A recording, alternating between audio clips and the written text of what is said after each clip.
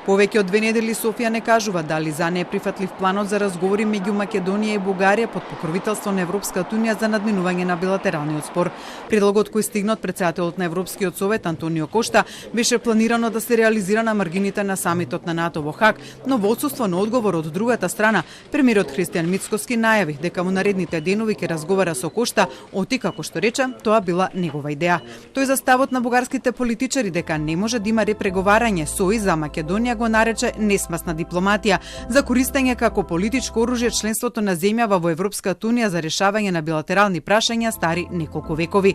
Мицкоски притоа дека во таква ситуација за Македонија е битно, како што вели, светот да разбере дека не е суштината во впишување на бугарите во уставот, туку обид за инженеринг за создавање на нова македонска нација со одлука на Коминтерната во 1945 година, чиј јазик почива на бугарските корени. Притоа тој го обвини поранишниот министер за надворешни работи Бојар Османи дека го знаел тоа. И он точно знаеше што правеше. Директно стави нож во плуќата на македонскиот идентитет и закова шајки. Директно. И тоа нема да го забораваме.